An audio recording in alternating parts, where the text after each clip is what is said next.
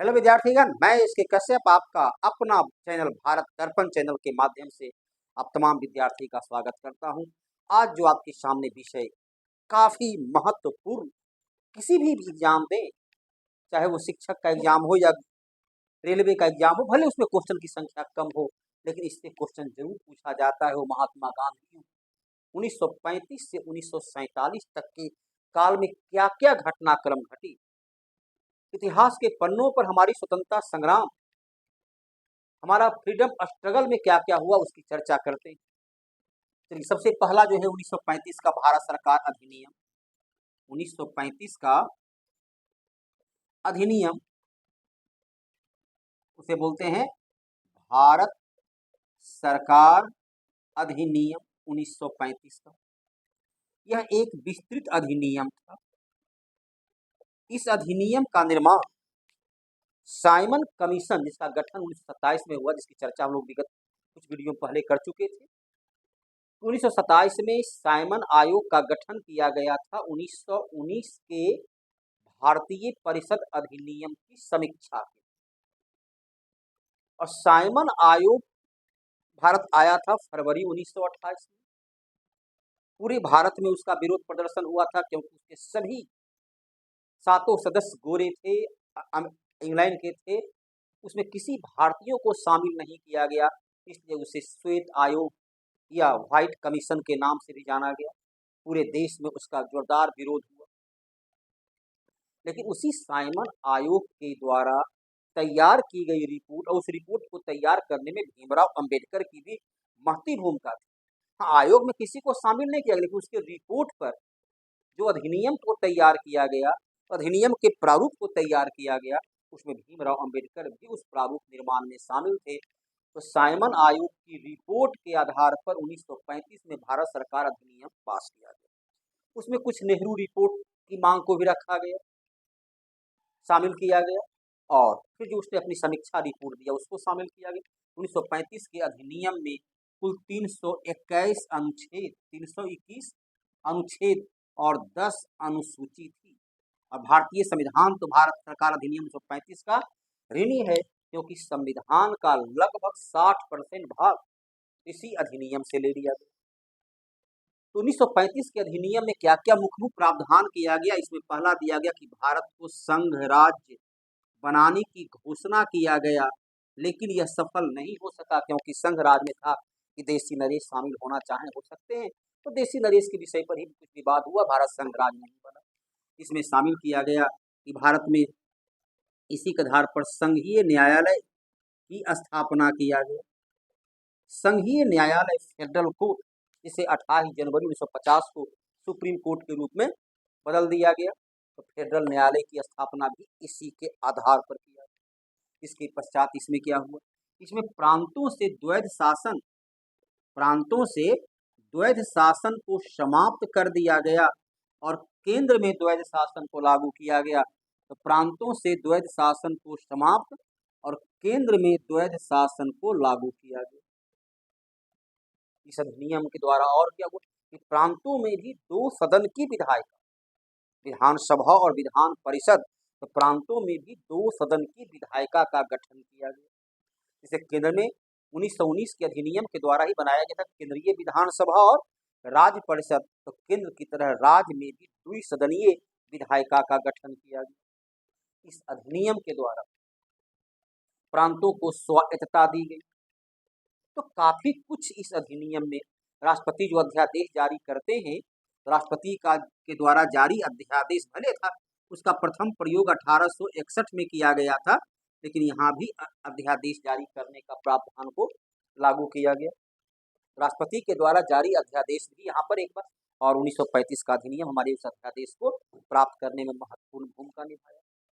इसके अलावा जो है इसमें और क्या क्या शामिल, इस भारत सरकार अधिनियम 1935 में हमारी नागरिकता की व्यवस्था को, प्रावधान की नागरिकता से संबंधित बातों को उसमें शामिल किया गया। एक विस्तृत अधिनियम था, जाहिर सी बात है, जब 321 अनुच्छेद है, एक विस्तृत अधिनियम था। भारत की संघीय प्रणाली की पूरी रूपरेखा इसमें तैयार की गई।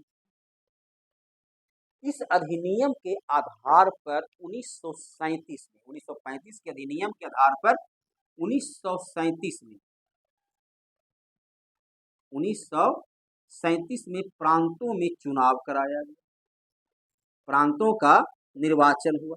आपको ज्ञात होगा कि सर्वप्रथम 1892 सर्वप्रथम जो है 1892 के अधिनियम जिसे बोलते हैं भारतीय प्रथम अधिनियम 1892, इसमें पहली बार अप्रत्यक्ष इनडायरेक्ट चुनाव का प्रबंध किया गया।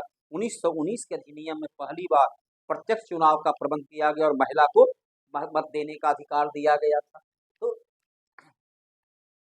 यहाँ प्रांतों का निर्वाचन हुआ। उस वक्त भारत में 11 प्रांत 11 स्टेट हुआ करता था जहाँ की चुनाव कराया गया। ये तो कांग्रेस को 6 प्रांत में उसकी बहुमत प्राप्त हुई। टोटल कांग्रेस जो है एक जगह मिलीजुली सरकार बनाई तो 8 प्रांत में कांग्रेस की सरकार बनी। हम लोग चलिए शुरुआत करते हैं बिहार से। तो कांग्रेस की सरकार कहाँ बनी? बिहार से बनी। बगल में चलिए उत्तर प्रदेश जिसका नाम हुआ करता था संयुक्त प्रांत, तो वहां भी कांग्रेस की सरकार बनी। चलिए उसके बाद आइए मध्य प्रदेश, उसका नाम जो हुआ कर मध्य प्रांत उसका नाम हुआ करता था, वहां भी कांग्रेस की सरकार बनी। मध्य प्रांत के बाद चलिए उत्तर पश्चिम सीमा प्रांत, उत्तर पश्चिम सीमा प्रांत, यहाँ भी कांग्रेस की सरकार बनी। बॉम्बे, तब महाराष्ट्र नहीं था, नाम था बॉम्बे, यहाँ भी कांग्रेस की सरकार बनी। मद्रास, यहाँ भी कांग्रेस की सरकार बनी। 1 2 3 4 5 और 6। इसके अलावा इसकी एक और सरकार बनी। वो सरकार कहाँ बनी? तो उड़ीसा में बनी।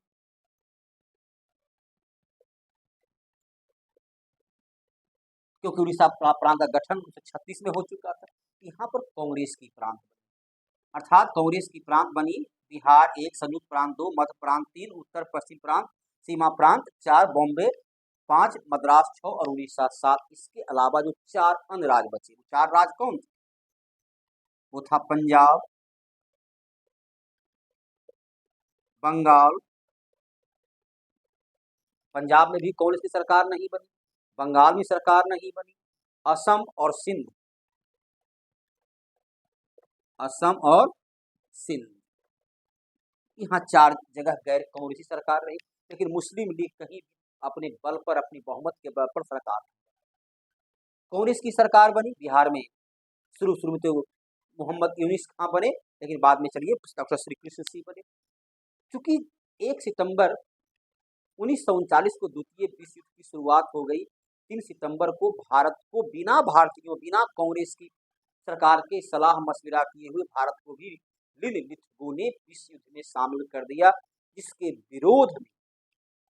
विरोध में कांग्रेस ने 22 अक्टूबर 1939 को अपनी बैठक बुलाया और निर्णय लिया गया 15 नवंबर 1939 को सभी कांग्रेसी सरकार के द्वारा त्यागपत्र दे दिया गया। द्वितीय विश्व युद्ध में भारतीयों को बिना सरकार के परामर्श के शामिल कर दिए जाने के विरोध में कांग्रेस के सभी 7 सरकार ने त्यागपत्र दे दिया। मुस्लिम लीग को इससे काफी खुशी हुई और अंग्रेज तो खैर चाहते ही थे कि सरकार कांग्रेस की न रहे, तो लिथगो और मुस्लिम लीग दोनों इस निर्णय से काफी खुश हुआ, क्योंकि मुस्लिम लीग को था चलो सरकार में आज हम नहीं हैं तो कम से कम कांग्रेसी सरकार तो चली जाए। हम लोग ऐसे भी अपने दुख से कम दूसरे की खुशी से ज्यादा दुखी होते हैं, और मुस्लिम लीग ने कांग्रेसी सरकार के त्यागपत्र देने के उपलक्ष्य में 22 दिसंबर 1939 को मुक्ति दिवस मनाया कि आज हमें कांग्रेस की सरकार से मुक्ति मिल गई, तो मुक्ति दिवस मनाया। इस प्रकार से जो है यहाँ पर 1935 से लेकर 1937 तक की घटनाक्रम हो। 1938 में कांग्रेस का अधिवेशन, पहली बार जो है 1938 में कांग्रेस का अधिवेशन कहाँ हुआ था? तो कांग्रेस का अधिवेशन जो है, चलिए पहली बार यहाँ सबने प्रयोग करना है। 1938 में कांग्रेस का अधिवेशन हरिपुरा में हुआ, इसमें सुभाष चंद्र बोस कांग्रेस के अध्यक्ष चुने गए। फिर 1939 में हाँ, यहाँ पर पहली बार कांग्रेस ने त्रिपुरी त्रिपुरी पड़ता है मध्य प्रदेश में, जो गांव में पहली बार कांग्रेस का अधिवेशन गांव में हुआ और इसमें अध्यक्ष चुने गए महात्मा गांधी के विरोध के बावजूद भी। महात्मा गांधी नहीं चाहते थे कि सुभाष चंद्र बोस दोबारा कांग्रेस के अध्यक्ष बने, क्योंकि महात्मा गांधी और कांग्रेस सुभाष चंद्र बोस के बीच वैचारिक मतभेद था। लेकिन सुभाष चंद्र बोस भी बहुत इच्छुक नहीं थे, लेकिन उनको अपने पसंद का उत्तराधिकारी वो नहीं चुन सके जो उनके विचार या उनके इच्छा के अनुकूल कांग्रेस का काम कर सके। तो अंततः वह स्वयं खड़े हुए, जहां महात्मा गांधी ने पट्टाभी सीतारामैया को पराजित किया और 200 से अधिक मतों के अंतर से सुभाष चंद्र बोस कांग्रेस के अध्यक्ष चुने गए। लेकिन महात्मा गांधी के प्रबल अनुयायी जवाहरलाल नेहरू, राजेंद्र प्रसाद जैसे लोगों ने कदम कदम पर सुभाष चंद्र बोस के लिए बाधा उत्पन्न की, अवरोध पैदा किए। परिणाम हुआ कि वो कांग्रेस की कार्यकारिणी का भी गठन नहीं कर सके और कांग्रेस से त्याग पत्र दे करके उन्होंने 1939 में फॉरवर्ड ब्लॉक नामक एक नई पार्टी का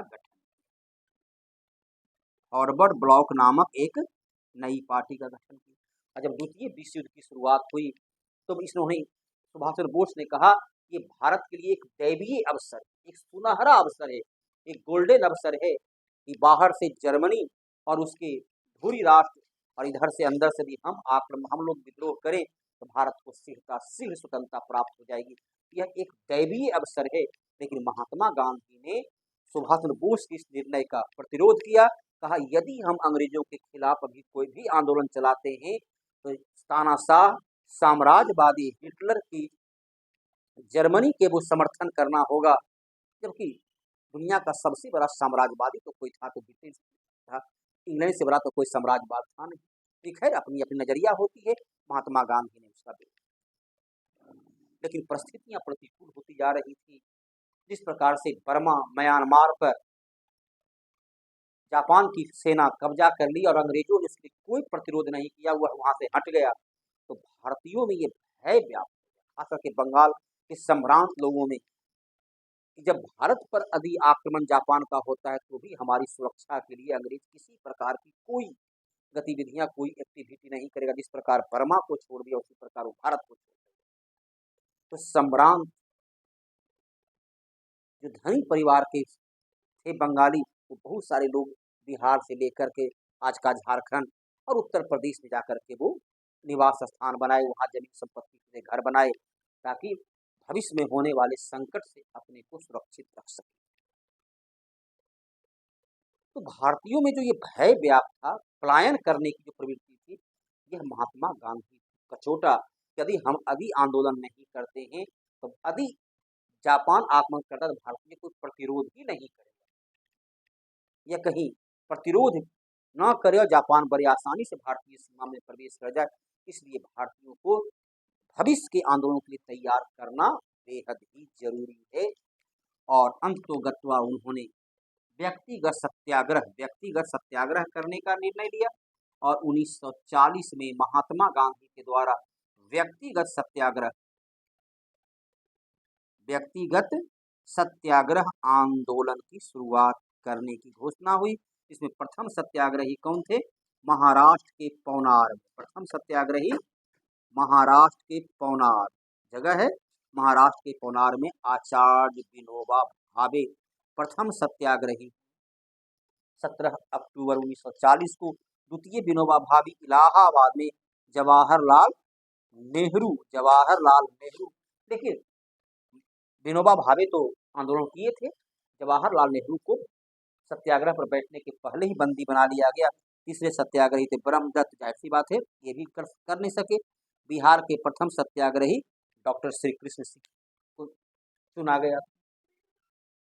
तो महात्मा गांधी का ये व्यक्तिगत सत्याग्रह, ताकि एक जगह कांग्रेस के लोग बैठेंगे, सभा करेंगे, जनता के बीच भविष्य के आंदोलन के लिए उन्हें प्रेरित करेंगे। क्योंकि जिस प्रकार से महात्मा गांधी को 1934 में सविनय अवज्ञा आंदोलन को जनता की उदासीनता के कारण वापस लेना पड़ा था, इसलिए भविष्य के आंदोलन के लिए जनता की नब्ज को टटोलना बेहद ही जरूरी है। ये हो गई 1940 की घटना। 1941 तक वही वातावरण बनाने का प्रयास किया जाता रहा। उसके पश्चात चलिए 1940 का एक और घटनाक्रम होती है। 1940 में ही 8 अगस्त को 1940 में ही 8 अगस्त को अगस्त प्रस्ताव जिसे भी कहते हैं, उसे अगस्त प्रस्ताव के नाम से जाना जाता है। तो प्रस्ताव लिथगो जो तब का वायसराय था, लिथगो के द्वारा प्रस्ताव दिया गया, उसे अगस्त प्रस्ताव कहते हैं। प्रस्ताव में बड़ा स्पष्टता थी। यदि द्वितीय विश्व युद्ध में भारतीय कांग्रेस पार्टी अंग्रेजी साम्राज्य का समर्थन करता है, भारतीय युवा ब्रिटिश फौज में शामिल होकर युद्ध में भागीदार बनते हैं, तो द्वितीय विश्व युद्ध में विजय के पश्चात भारत में संविधान सभा का, आपको ज्ञात होगा 1934 में एम.एन. रॉय ने संविधान सभा के गठन की मांग किए थे। 1938 में डॉक्टर पंडित जवाहरलाल नेहरू का था कि वयस्क मताधिकार के आधार पर संविधान सभा का गठन किया जाए। तो इन लोगों ने संविधान सभा की मांग इस 1924 में सबसे पहले हम देखते हैं संविधान बनाए जाने की मांग मोतीलाल नेहरू के द्वारा किया। 1922 में गांधी जी के द्वारा कहा गया था कि भारतीय संविधान का निर्माण भारतीयों के द्वारा किया जाएगा। 1895 में बाल गंगाधर तिलक ने सबसे पहली बार जो है संविधान का दर्शन को प्रस्तुत किया था। तो कांग्रेस के द्वारा जो मांग की जा रही थी संविधान सभा का गठन किए जाने का, तो यहाँ लिथगो प्रस्ताव में दिया गया कि द्वितीय विश्व युद्ध के बाद भारत में संविधान सभा का गठन किया जाएगा और उसमें संविधान में कोई भी नया परिवर्तन करना होगा तो मुस्लिम लीग, मुसलमानों की बिना सहमति के उसमें कोई परिवर्तन नहीं किया जाएगा, जिसके कारण मुस्लिम लीग ने प्रस्ताव का तो आंशिक तौर पर समर्थन किया, कांग्रेस ने इसका विरोध किया। तो अगस्त प्रस्ताव के माध्यम से भारत में संविधान सभा का गठन किए जाने का प्रस्ताव दिया गया। तो ये हुआ घटना 1940 तक का। इसके पश्चात देखिए घटनाक्रम किस प्रकार से आगे बदलता है।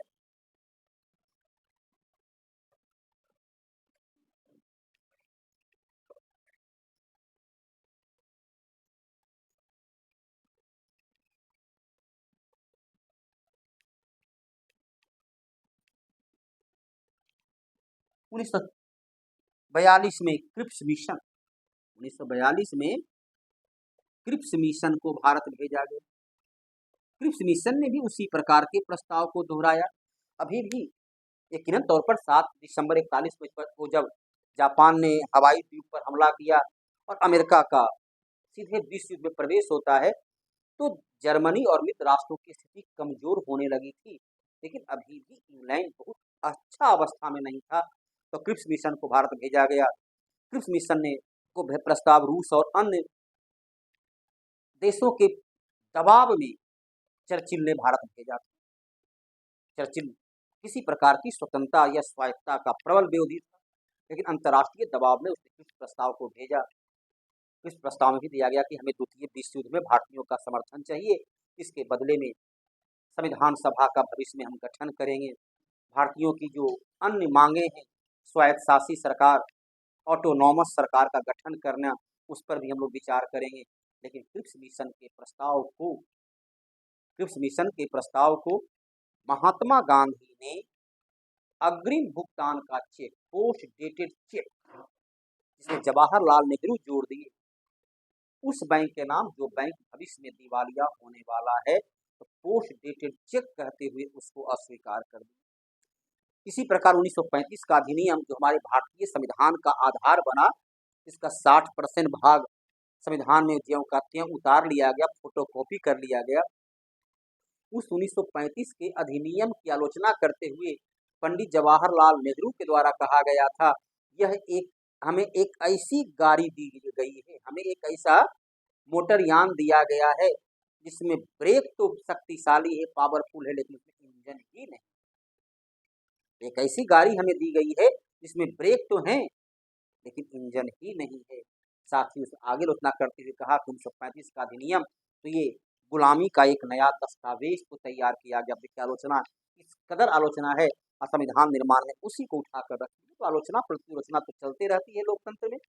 तो क्रिप्स मिशन के प्रस्ताव को महात्मा गांधी ने पोस्ट डेटेड चेक कहते हुए स्वीकार कर दिया। अब उस अग्रिम भुगतान का चेक उस बैंक का नाम जो बैंक भविष्य में दिवालिया होने वाला है। तो क्रिप्स मिशन प्रस्ताव 1942 में जो प्रस्ताव दिया, इस प्रस्ताव को अस्वीकार कर दिया गया। कांग्रेस मुस्लिम लीग दोनों ने प्रस्ताव को अस्वीकार कर दिया। और जिस प्रकार से पलायन की भय बना हुआ था, भारतीयों का प्रतिरोध न किए जाने का, इसलिए आंदोलन करना बेहद ही आवश्यक था। तो महात्मा गांधी ने वर्धा के कांग्रेस की कार्यकारिणी की बैठक में अंग्रेजों भारत छोड़ो आंदोलन का प्रस्ताव दिए।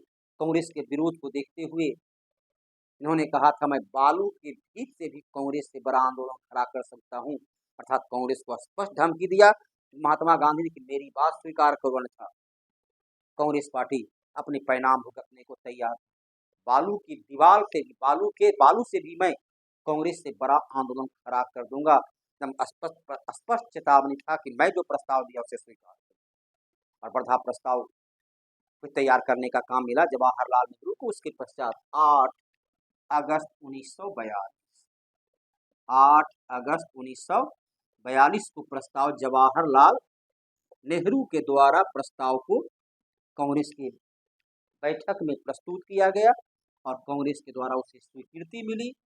जहां 8 अगस्त 1942 की मध्यरात्रि विशाल भीड़ को संबोधित करते हुए महात्मा गांधी ने अंग्रेजों भारत छोड़ो और करो या मरो, डू और डाई का मंत्र भारतीयों के लिए दिया। अंग्रेजों भारत छोड़ो का प्रस्ताव। तो ये प्रस्ताव, अब देखो 9 अगस्त की तारीख तय की गई थी कि अंग्रेजों भारत छोड़ो जो है 9 अगस्त 1942 को मनाएंगे। यहाँ भी एक सुनियोजित योजना थी, क्योंकि काकोरी रेल डकैती के बाद क्रांतिकारी प्रत्येक वर्ष 9 अगस्त को, क्योंकि 9 अगस्त 25 को काकोरी रेल डकैती हुआ, 1927 में राम प्रसाद बिस्मिल, अशफाक उल्ला खां, रोशन ठाकुर, राजेंद्र लाहिड़ी को फांसी दे दी गई थी दिसंबर 1927 में। तो प्रत्येक वर्ष काकोरी षड्यंत्र के सम्मान में, याद में 9 अगस्त को पूरे देश में क्रांतिकारियों के सम्मान में जगह जगह सभा प्रदर्शन का दौर चलता था। इसलिए उन्होंने 9 तारीख को रखा। वो प्रदर्शन का दौर तो चलता रहेगा, तो वहाँ पहले से ही प्रदर्शन में लोग रहेंगे और कांग्रेस उसमें और जो है सो शामिल होकर के उसको और मजबूत बना देगा। तो 9 अगस्त को इसकी तारीख तय की गई थी, लेकिन 9 ऑपरेशन जीरो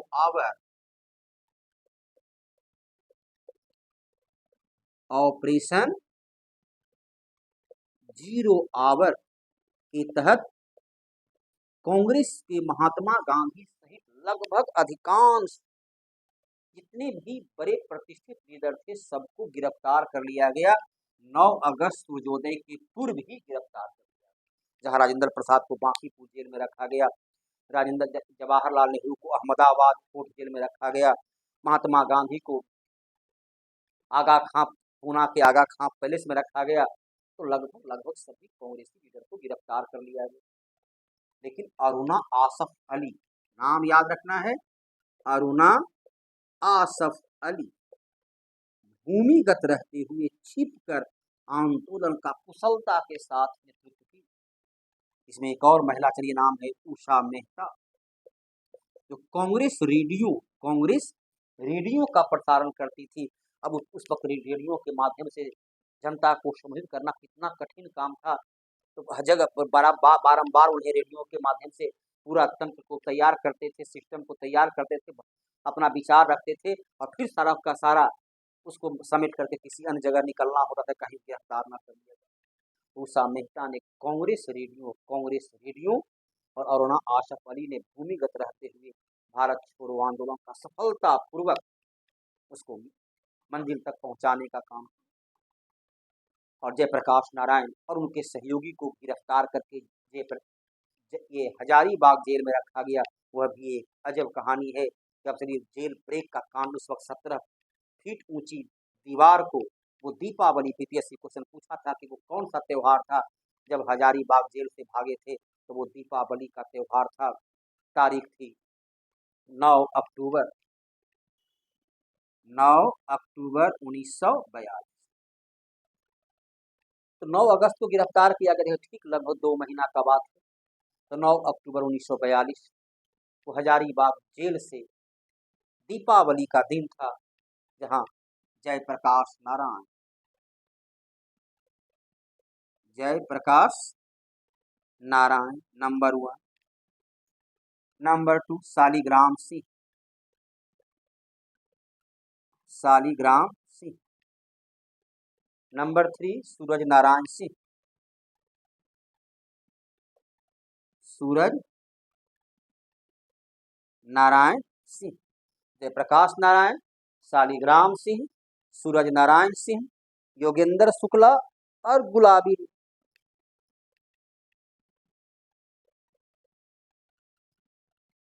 योगेंद्र शुक्ला, गुलाबी सोनार, एक और थे, 6 व्यक्ति थे, वो गुलाबी सोनार कौन, एक और हैं, शालिग्राम सिंह, जयप्रकाश नारायण, सूरज नारायण सिंह, योगेंद्र शुक्ला,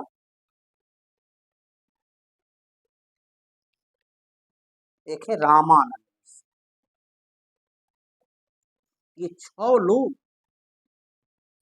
17 फीट ऊंची दीवार को फांदकर, जबकि उस जेल के चारों ओर रेगिस्त, ये क्या बोलते हैं, कैक्टस की तरह नागफनी का पूरा जंगल बिछा हुआ था, ये लोग कंबल ओढ़कर, ताकि नागफनी का कांटा शरीर की सुरक्षा कर सके, कंबल ओढ़कर वो भागने में सफल रहे।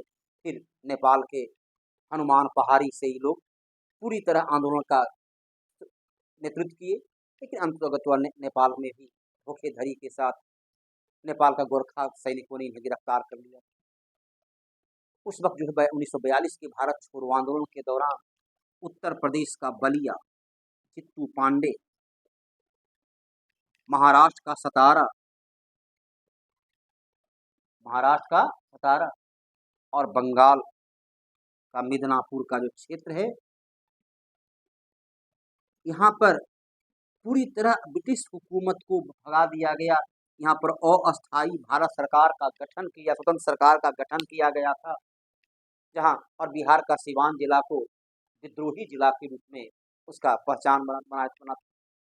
इस प्रकार से 1857 की क्रांति के बाद 1942 की क्रांति जो सबसे जीवंत कहानियां, अंग्रेजों ने इस क्रांति को, इस विद्रोह को रोकने के लिए हेलीकॉप्टर पर सवार होकर के वह मशीन गन से नीचे धरातल पर आंदोलन करने वाले स्वतंत्रता संग्रामी राष्ट्र प्रेमी पर वो गोली चलाया करता था, ताकि इस विद्रोह को रोका जा सके। इतना था विद्रोह भयंकर रूप में कि सोचिए अंग्रेजों को इस प्रकार के कदम उठाना पड़ा। निर्ममता पूर्वक विद्रोह का दमन किया गया। सभी कांग्रेस नेता पहले से ही गिरफ्तार किए जा चुके थे, और ये उषा मेहता का रेडियो से सबसे अधिक जो भाषण देते थे वो थे राम मनोहर लोहिया। ये 1900 और इन्हीं पर देखिए, ठीक आपका 9 अगस्त को शुरू हुआ, 11 अगस्त 1942 को पटना सचिवालय पर गोलीकांड में 7 विद्यार्थी मारे गए, शहीद हुए, और अंत में झंडा फहराने में सफलता उन्हें मिली। तो पटना सचिवालय का शहीद 7 विद्यार्थी, जो कि +2 का कुल विद्यार्थी था, मैट्रिक का विद्यार्थी था, Miller school, BN collegiate, Patna collegiate का वो विद्यार्थी, वो 7 विद्यार्थी गोली में मारे गए, और जयप्रकाश नारायण सहित 6 लोग जेल से भागने में सफल रहे। इस प्रकार से 1942 तक की घटनाक्रम को आज हम फिर अगले करीब इसको देखते हैं। तो आज की क्लास को यहीं पर विराम देते हैं, गर्मी भी देखते हैं काफ़ी है। जितना भी पॉइंट बतलाया गया, हर पॉइंट परीक्षा के दृष्टिकोण से काफ़ी प्रभावी, काफ़ी महत्व का है। यदि इसे आप ध्यान से पढ़ेंगे, ध्यान से सुनेंगे, बार बार रिवाइज करेंगे, यकीनन तौर पर आपको बहुत ही लाभ मिलेगा। और यदि लाभ मिलता है, ऐसा मुझे लगता है कि आपको लाभ वास्तविक में होगा, तो शेयर करना, सब्सक्राइब करना। लेकिन पहले तो ये वीडियो पूरा देखें, लेकिन आप लोग तो पूरा वीडियो देखते ही नहीं है। पूरा वीडियो देखें, लाइक करें, शेयर करें, सब्सक्राइब करें। धन्यवाद।